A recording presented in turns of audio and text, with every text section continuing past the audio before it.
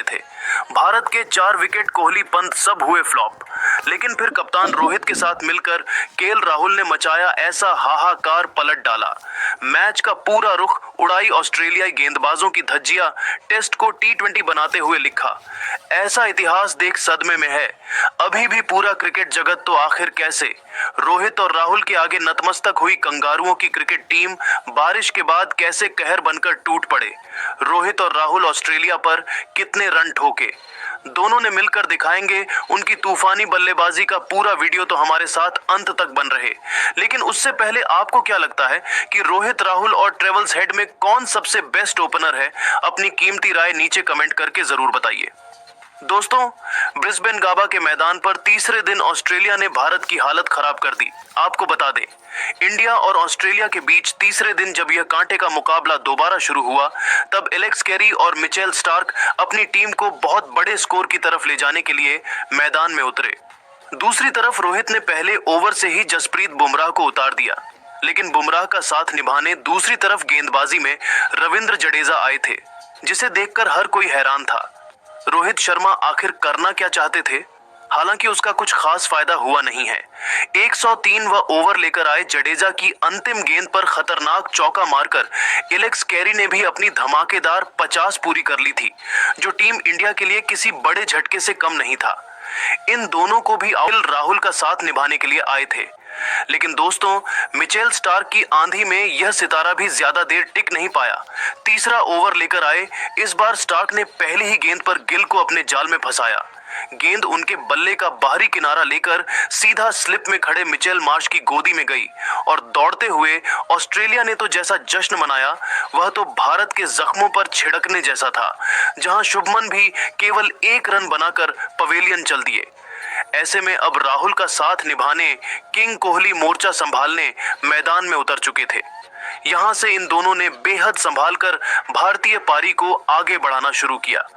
पहले 5 ओवर में तो टीम इंडिया केवल 2 रन बना पाई, लेकिन छठवां ओवर लेकर हैजलवुड की तीसरी की गेंद पर कवर को चीरते हुए राहुल ने खतरनाक चौका लगाया और अपने इरादों को जाहिर कर दिया था।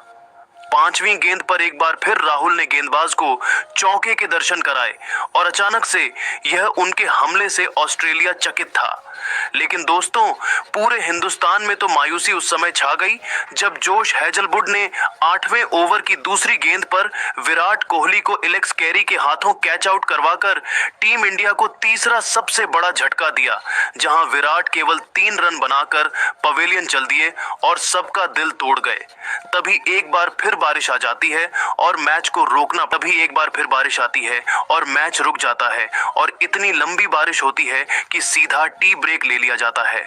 ऑस्ट्रेलिया का घमंड आसमान छू रहा था, लेकिन उन्हें अंदाजा भी नहीं था कि बारिश रुकने के बाद बदले की आग में तड़प रहे रोहित और राहुल उनका इस कदर बुरा हाल करने वाले हैं। जी हां दोस्तों, राहुल और रोहित शर्मा ने मिलकर सबसे पहले तो टीम इंडिया को 50 रन के पार पहुंचाया, जिसके बाद रोहित ने अपना अंदाज बदला और कुछ अटैकिंग शॉट खेले। वहीं राहुल शुरू में अपना समय ले रहे थे और रोहित का साथ दे रहे थे। इन दोनों के बीच काफी अच्छा तालमेल भी नजर आ रहा था। उन्होंने कप्तान रोहित के साथ मिलकर जिम्मेदारी से बैटिंग करी, जैसे जैसे पारी को संभाला। लेकिन कुछ ओवर निकलने के बाद में रोहित ने अपने गियर बदले और बड़े शॉट खेलने शुरू कर दिए।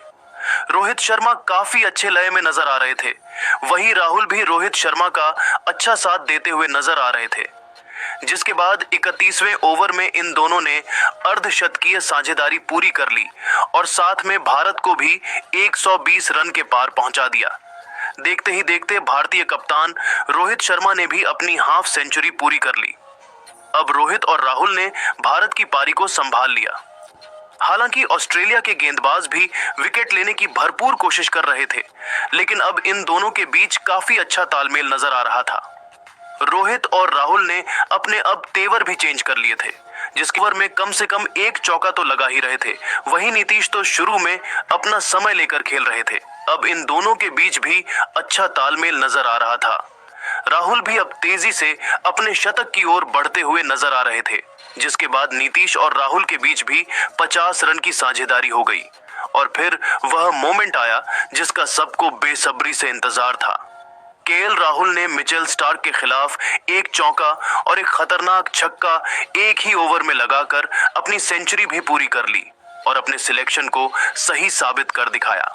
उनकी बल्लेबाजी से कंगारू गेंदबाज काफी दबाव महसूस कर रहे थे, लेकिन शतक लगाने के बाद में वह ज्यादा देर तक नहीं टिक पाए। राहुल को भी नाथन लियोन ने आउट कर दिया और भारत को तीसरा झटका दे दिया। जहां आपको बता दें कि राहुल ने भारत के लिए 129 रन की पारी खेली। बता दें कि केएल राहुल ने इस पारी के दौरान 2 तूफानी छक्के लगाए, वहीं उनके बल्ले से 14 चौके भी निकले। तो दोस्तों, इन दोनों की तूफानी बैटिंग से तो ऑस्ट्रेलिया के क्रिकेट टीम की हालत खराब हो गई थी। उन्होंने टीम इंडिया को 320 रनों के पार पहुंचा दिया था तीसरे दिन का खेल खत्म होने तक, और भारतीय क्रिकेट टीम बहुत ज्यादा मजबूत स्थिति में आ चुकी थी। लेकिन दोस्तों, अब आप रोहित शर्मा और केएल राहुल की इस तूफानी बैटिंग